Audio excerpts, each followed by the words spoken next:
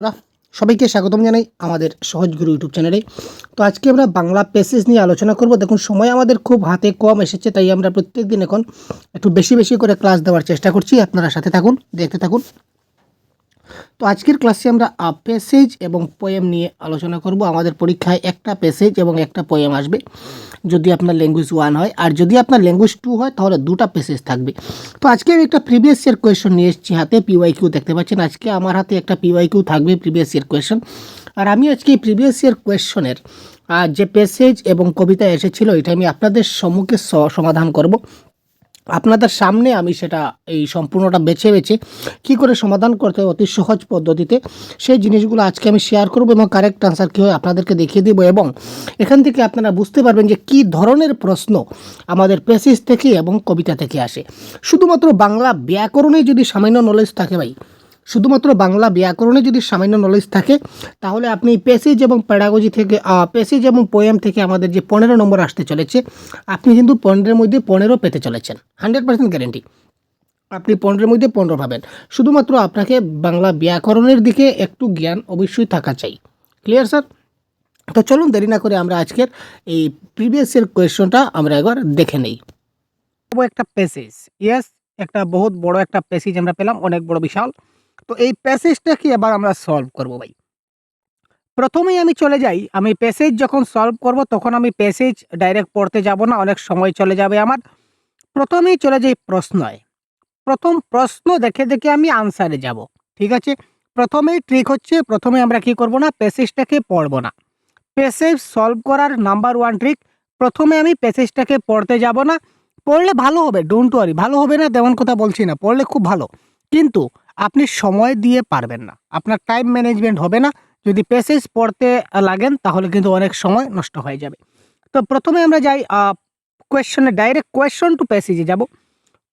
পর্বদিনে গঙ্গা স্নান করিতেন এবং ভোরবেলায় বিছানায় বসে কি জানি কি নাম বা মন্ত্র জপ করিতেন। বাক্যটি সাধু ভাষায় রূপান্তর করলে কি হবে? তো এই প্রশ্নটা আমরা প্যাসেজে যদি সারা দিন রাত 24 ঘন্টা যদি প্যাসেজে খুঁজি তাহলে পাবো না। তার কারণ কি স্যার? তার কারণ হচ্ছে বাংলা ব্যাকরণের যেগুলা প্রশ্ন আসবে, বাংলা গ্রামারের যেগুলা প্রশ্ন আছে, এগুলা কিন্তু আমরা প্যাসেজে কখনো পাবো না। গ্রামারগুলো আমাদের নিজস্ব যে গ্রামারগত যে জ্ঞান আছে, ব্যাকরণিক যে জ্ঞান আমাদের মধ্যে রয়েছে, আমরা যে এতদিন কনসেপ্টগুলো পড়েছি, তো এই কনসেপ্টগুলো থেকে কিন্তু আমাদের এই আনসারগুলো করতে হবে। তো এখানে দেখি আমরা 91 এর কারেক্ট আনসার কী হবে?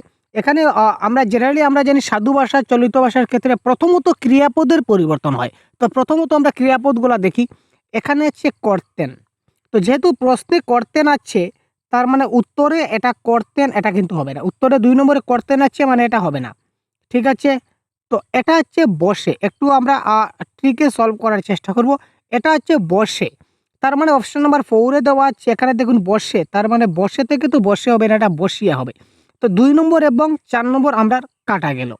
এখানে হচ্ছে করতেন। দেখো আমি কিচ্ছু জানি না, কিন্তু সাধু ভাষা, চলিত ভাষা থেকে কি করে আনসার, সাধু ভাষা কি, চলিত ভাষা কি, আমি কিচ্ছু জানি না। আমি ডাইরেক্ট সলভ করছি। এখানে করতেন, তার মানে প্রশ্নে করতেন আছে, তার মানে উত্তরে করতেন হবে না। তো করতেন হবে না মানে option number 2 cancel. Clear sir? এখানে আরেকটা ক্রিয়াপদ পেয়েছি বসে। তার মানে বসে যখন প্রশ্ন আছে, উত্তরে কিন্তু বসে হবে না। উত্তরে বসেটা হবে না। তার মানে অপশন নাম্বার 4 টাও কাটা। এখানে করতেন, এখানে করতেন। তো করতেন অপশন নাম্বার 3 তে দেওয়া আছে করতেন।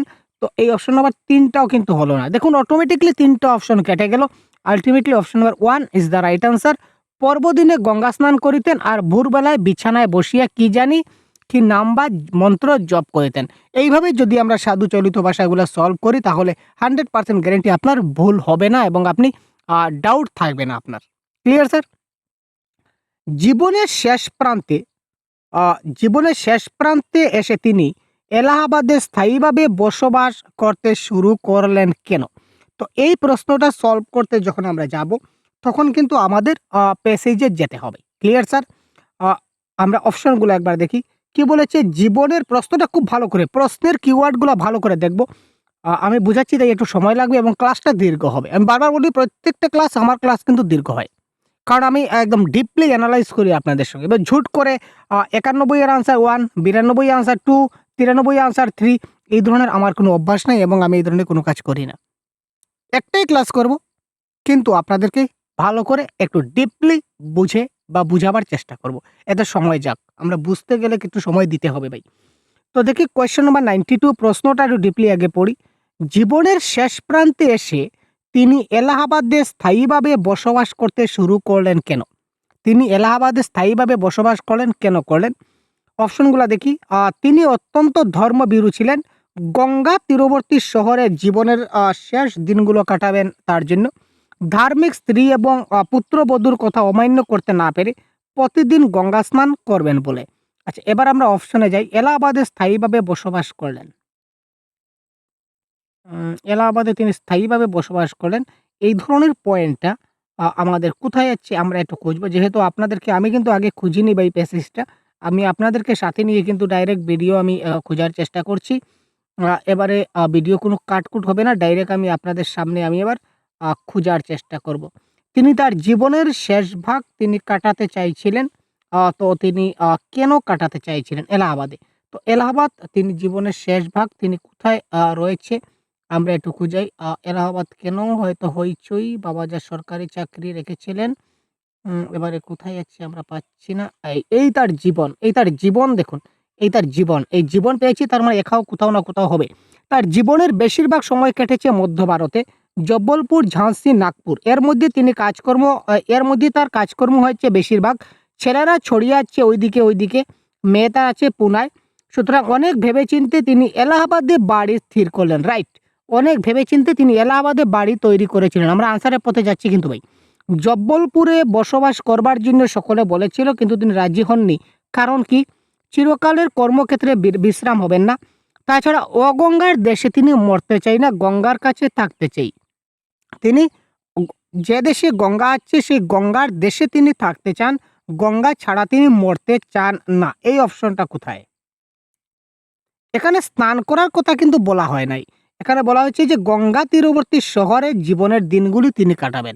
এখানে গঙ্গা স্থান শব্দটা কিন্তু আমরা পাইনি। তিনি বলেছিলেন যে গঙ্গাকে ছাড়া আমি থাকতে পারবো না, গঙ্গা তীরবর্তী স্থানে আমি আমার শেষ জীবনটা কাটাতে চাই। তাই কারেক্ট আনসার এখানে হচ্ছে অপশন নাম্বার 2। এবার কোয়েশ্চেন নাম্বার 93 কি বলেছে দেখি। প্রশ্নগুলো এই ধরনের আপনাদের একটু আসবে, একটু দেখে নেব।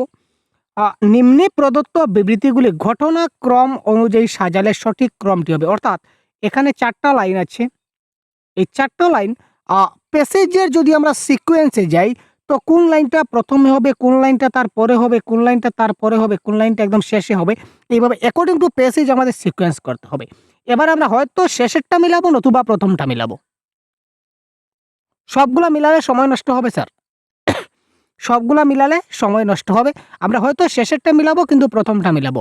এবার দেখি শেষে এখানে দুটোই কিন্তু ঘ। তার মানে শেষেরটা মিলালে এবার কাজ আসবে না। কারণ শেষের দুটোই তো সেম। তার মানে দুটোই অপশন হতে পারে। ২ অথবা ৪ হতে পারে। শেষেরটা মিলালে কাজ হবে না। এখানে শেষেও দেখুন ২টা ক, ক। তার মানে আমাদের ঝামেলা বাড়বে। আমরা কি করব? গ, ঘ, ক, খ। ইয়েস, প্রথমটা যদি মিলাই তাহলে হয়ে যাবে। প্রথমটা মিলাবো। তার মানে এখানে 4টা লাইন আছে, 4টা লাইনগুলো ভালো মতো পড়ি। অমিয় মাধব এলাহাবাদে বসে সমস্ত ব্যবসা গুটিয়ে নিলেন। অমিয় মাধব মধ্যপ্রদেশের বিভিন্ন শহরে তার ব্যবসা চালাতে লাগলেন। অমিয় মাধব রুড়কিতে ইঞ্জিনিয়ারিং পড়তেন। যৌতুকে পাওয়া টাকা দিয়ে তিনি ব্যবসা শুরু করলেন। এই 4টা লাইন থেকে কোন লাইনটা আমাদের প্যাসেজের সবের প্রথমে আছে? ক্লিয়ার? আবার বলি, এই যে 4টা লাইন এখানে দেওয়া আছে, 4টা লাইন থেকে কোন লাইনটা প্যাসেজের সবের প্রথমে আছে? তো আমরা আবার প্যাসেজে যাই। প্যাসেজে গিয়ে একটু ভালো করে দেখি। প্রথম লাইন, এই যে 4টা লাইন পড়লাম। অমিয় মাধব মৃত্যুতে সমস্ত এলাহাবাদ হইচই, স্বাভাবিক মৃত্যু নয়, ইচ্ছা মৃত্যু, কলিযুগ, পার্থিব দিক, পাবলিসিটি, এই ধরনের কোনো কিছু নেই, কন্ট্রাক্টর। এই দেখুন, রুড়কিতে ইঞ্জিনিয়ারিং পড়েছিলেন। আমরা যে 4টা লাইন পড়েছিলাম এর মধ্যে রুড়কিতে ইঞ্জিনিয়ারিং পড়েছিলেন এটা কিন্তু সবের প্রথমে আছে, বাকি লাইনগুলো কিন্তু এখনো পাইনি। তার মানে এটা আমাদের 1 নম্বরে আছে।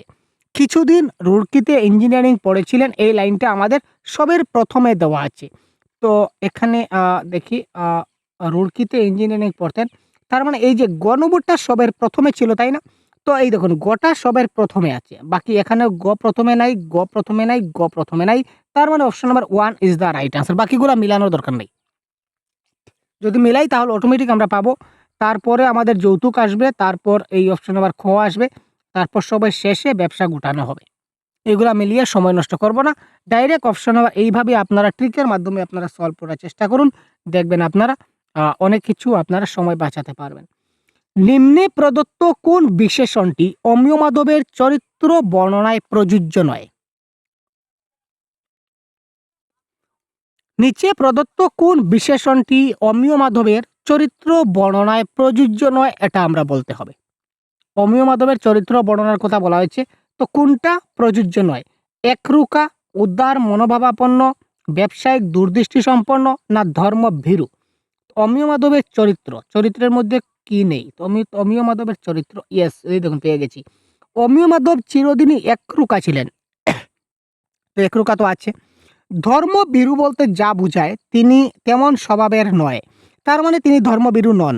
একটা লাইন ক্লিয়ার দেখুন ভাই, অমিয় মাধব একরুকা ছিলেন, ঠিক আছে, মানা যায়, কিন্তু ধর্মভীরু বলতে যা বুঝায় তিনি কিন্তু তেমন স্বভাবের নন, তার মানে তিনি ধর্মভীরু নয়।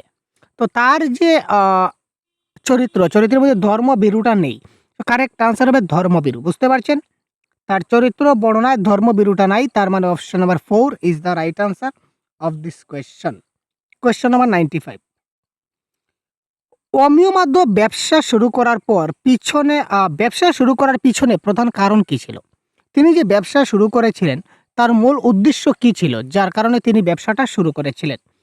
নববধূর প্ররোচনায় তিনি পড়াশোনা ছেড়ে যাওয়া স্থির করলেন। তারপর হচ্ছে পিতার রেখে যাওয়া টাকা তার ইঞ্জিনিয়ারিং কলেজের বেতনের জন্য যথেষ্ট ছিল না। ইঞ্জিনিয়ারিং করে যে স্বল্প বেতনের সরকারি চাকরি পাওয়া যাবে তাতে তিনি সন্তুষ্ট ছিলেন না। তারপর দেখছি পিতার মৃত্যুতে তিনি কপর্দক শূন্য হয়ে পড়েছিলেন।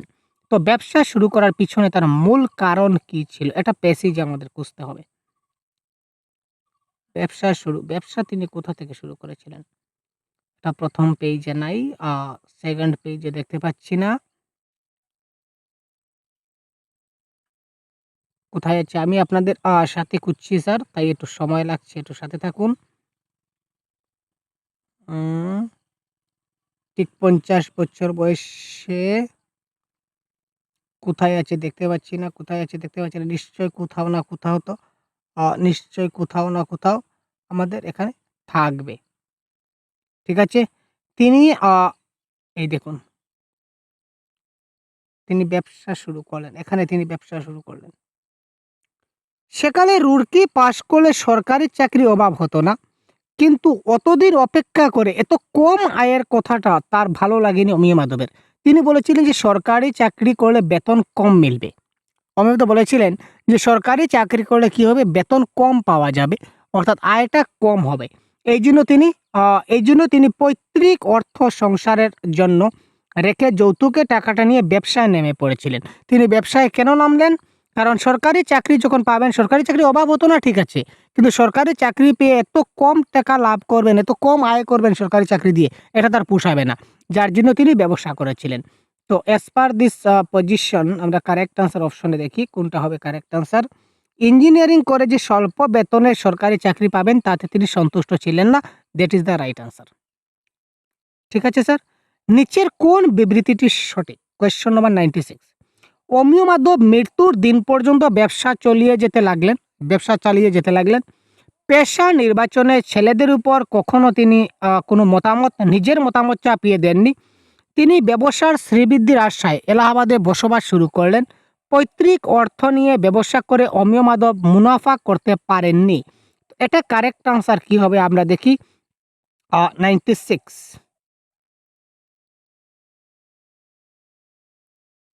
এর মধ্যে ছেলেরা মানুষ হয়ে গিয়েছিল, যার যা ইচ্ছা তাকে সেই পথে যেতে দিয়েছিলেন অমিয় মাধব। বড় ছেলে ডেপুটি ম্যাজিস্ট্রেট হয়েছিল, মেজো ছেলে উকিল, সেজো ছেলে ব্যবসাদার, ছোটটি সদ্য সরকারি চাকরিতে ঢুকেছে। অর্থাৎ একটি মেয়ে ছিল, মেয়ের বিয়ে হয়েছে এক ডাক্তারের সঙ্গে, মিলিটারি ডাক্তার, ভালো অবস্থায়, যাই হোক। তো কথা হচ্ছে এখানে প্রশ্ন কি ছিল যে অমিয় মাধব তার ছেলেদেরকে তার নিজের ইচ্ছা মতো পেশায় নিয়োগ করেননি, যে যার ইচ্ছা মতো, এই দেখুন, যার যা ইচ্ছা তাকে সেই পথে যেতে দিয়েছিলেন অমিয় মাধব।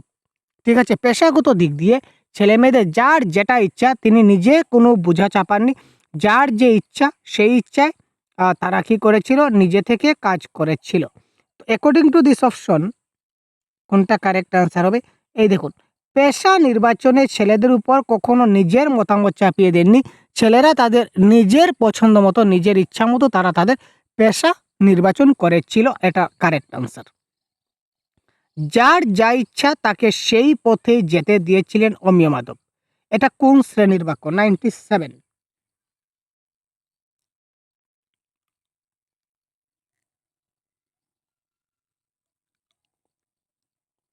আমরা বলেছিলাম, যখন আমরা কনসেপ্টের ক্লাস বলেছিলাম তখন বলেছিলাম, যদি কোনো বাক্যে যখন তখন, যে সে, যা তা, যেমন তেমন এই ধরনের শব্দ যদি থাকে, তখন সেগুলা সংযোজক অব্যয় বা যোজক সর্বনাম যদি থাকে, তাহলে সেগুলা হয়ে যাবে আমাদের কি? জটিল বাক্য, যেটাকে সাপেক্ষ যোজক বা সাপেক্ষ সর্বনাম বলা হয়। তো এখানে দেখুন যাতা রয়েছে, যাতা, যার যা ইচ্ছা তাকে সেই পথে যেতে দিয়েছিলেন অমিয় মাধব। যখন বৃষ্টি আসলো তখন বাইরে যাব, যখন স্কুলে স্যার আসলেন তখনই পড়ার কথা মনে পড়লো, যেমন তুমি ফল কর্ম করেছো তেমন তুমি ফল পাবে। এই যে যেমন তেমন, যখন তখন, যা ইচ্ছা, যা তাই, এই ধরনের সবগুলা যখনই বাক্য থাকবে জটিল বাক্য। Clear sir? যা তা, যখন তখন, যে সে যখন হয়ে যাবে, তখন সেটা হয়ে যাবে আমাদের কি? জটিল বাক্য। Clear sir? পূজা পার্বণ কোন সমাস? এটা আমরা দেখে নিই। 98 এর প্রশ্ন কি হবে?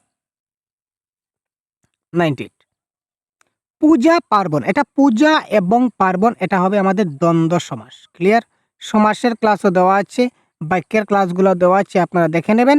তো পূজা পার্বণ হয়ে যাবে আমাদের কি? দ্বন্দ্ব সমাস। ঠিক আছে? ক্লিয়ার? এবার পরিমিত, পরিমিত শব্দটির বিশেষ্য রূপ কোনটি? 99 নম্বর প্রশ্নে কি বলেছে? পরিমিত শব্দের আমরা যদি বলি তাহলে এটার আমাদের কারেক্ট আনসার কোনটা হবে? আমরা একটু দেখে নেব স্যার কারেক্ট আনসার কি হয়। পরিমেয়, পরিমিতি, পরিমাপ না পরিমার্জিত? তো বিশেষ্য বিশেষণ, এটা কারেক্ট আনসার আমাদের হবে পরিমিতি। তো বিশেষ্য থেকে কি করে বিশেষণ করতে হয়, আর বিশেষণ থেকে কিভাবে বিশেষ্য করতে হয়, পদ পরিবর্তনের সহজ পদ্ধতি আমরা দিয়েছি আমাদের চ্যানেলে। আপনারা দেখে না থাকলে দেখে নেবেন, এবং যারা দেখেছেন তারা তো এই প্রশ্নের কারেক্ট আনসার অবশ্যই করতে পারছেন। তো কারেক্ট আনসার এখানে হয়ে যাবে কি? পরিমিতি ইজ দ্য রাইট আনসার। এবার এতক্ষণ আমরা একটা গদ্যাংশ পড়লাম, এবার আমরা পড়বো একটা পদ্যাংশ কিংবা কবিতা অংশ। এবার আমরা একটা কবিতা পড়ব। নিচের কবিতাটুকু পড়তে হবে এবং কারেক্ট আনসার আমাদের দিতে হবে। তো প্রথমে আমরা কবিতাটা পড়ছি না, আমরা আগের মতো আমরা চলে যাব প্যাসেজে। Clear sir? পূজায় একটু কাপড় দিতে পারিনি বলে কত দুঃখ। Question number 100।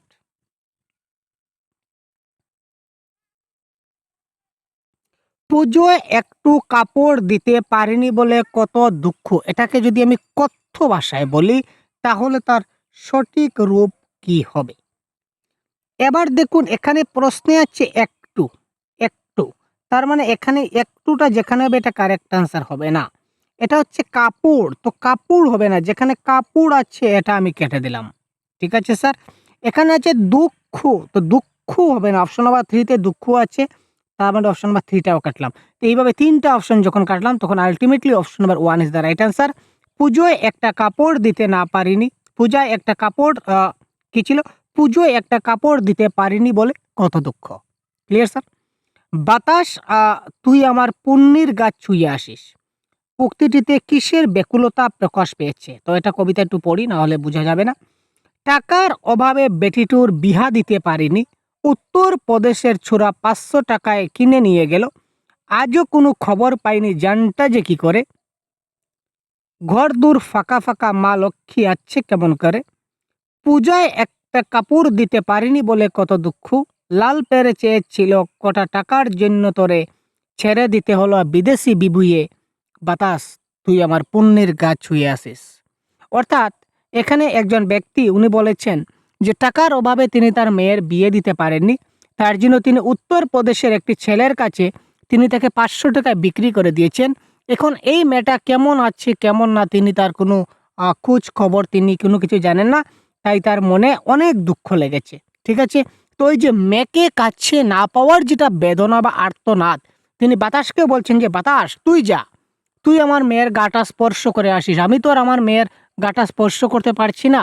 আমার মেয়ে কোথায় আছে, কি করে আছে, আমি তো আর কিছু খবর নিতে পারছি না। তুই গিয়ে আমার মেয়ের গাটা স্পর্শ করে আসিস। তো এখানে কারেক্ট অ্যান্সার হবে কন্যার স্পর্শ পাওয়ার ব্যাকুলতা। ঠিক আছে, বুঝা গেল স্যার? পিতার অসহায় যে করুণ চিত্রটি এখানে ফুটে উঠেছে তার কারণ কি? 102। পত্নী বিয়োগের পর দ্বিতীয় বিবাহ না করার পশ্চাত্তাপ, দীর্ঘদিন মেয়ের হাতে রান্না খেতে না পারার দুঃখ, অর্থ অভাবের দরুন বিয়ে দিতে না পেরে মেয়েকে দুর্দশে বিক্রি করার যন্ত্রণা। Right option, correct answer 3। এইমাত্র আমরা যে কবিতাটা পড়লাম এতক্ষণে আমরা আনসারটা পেয়ে গেছি যে টাকার অভাব ছিল না, টাকার অভাব ছিল, অভাবের কারণে তিনি মেয়েটার বিয়ে দিতে পারেননি। তিনি 500 টাকায় উত্তরপ্রদেশের একটা ছেলের কাছে তাকে বিক্রি করে দিয়েছেন। তো মেয়েকে দুর্দশে বিক্রি করার যেটা যন্ত্রণা, এটাই ছিল পিতার অসহায়তার মূল করুণ চিত্র। 102।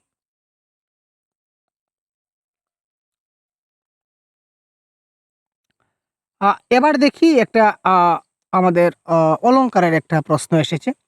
হৃদয়খানা রাত্রির আকাশের মতো তোলপাড় করে উদ্ধৃতিটিতে কোন অলংকার প্রয়োগ করা হয়েছে? স্ল্যাশ, উপমা, অনুপ্রাস না যমক? হৃদয়খানা রাত্রির আকাশের মতো তোলপাড় করে, এখানে আমার হৃদয়টাকে কার সঙ্গে তুলনা করা হয়েছে? রাত্রের আকাশের মতো। তো দুইটা বিজাতীয় বস্তুর মধ্যে যখনই তুলনা করা হয় তখন সেটা উপমা অলংকার হয়।